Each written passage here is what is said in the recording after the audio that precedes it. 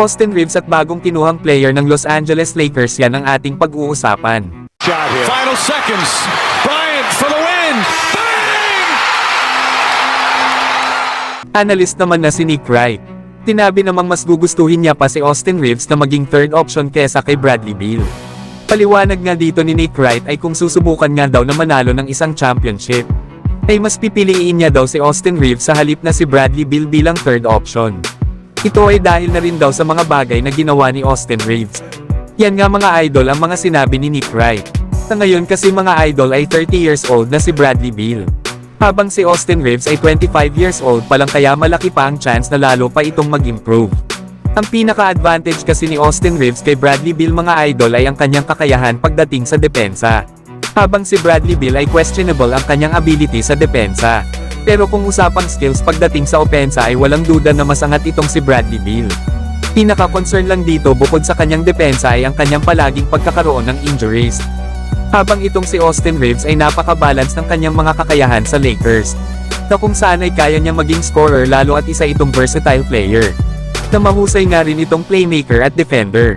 Kaya kung may dapat piliin bilang third option sa isang kupunan na gustong manalo ng championship, ay maaaring si Austin Reeves ang kanilang piliin lalo at marami siyang pwede makontribute sa kanilang kupunan.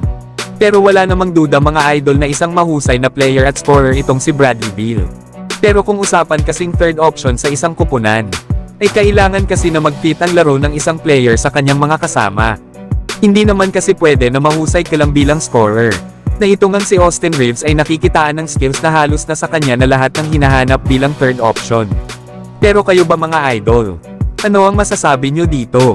Sa ibang balita naman mga idol, Lakers muli na namang kumuha ng isa pang player, na ito nga ay si Quinndary Weatherspoon na nag-sign ng Exhibit 10 deal. Para nga ito sa training camp ng Lakers at huling laro sa preseason. Na matapos naman ito ay panigurado na ilalagay ito ng Lakers sa G League para sa South Bay Lakers.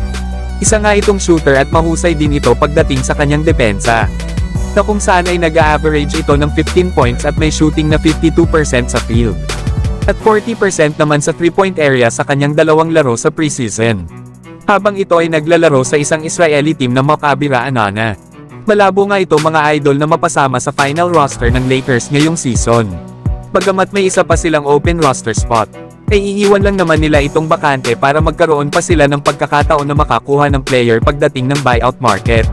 Isa pa ay marami na ring guards ang Lakers, na isang ang shooting guard itong si Quinndary Weatherspoon.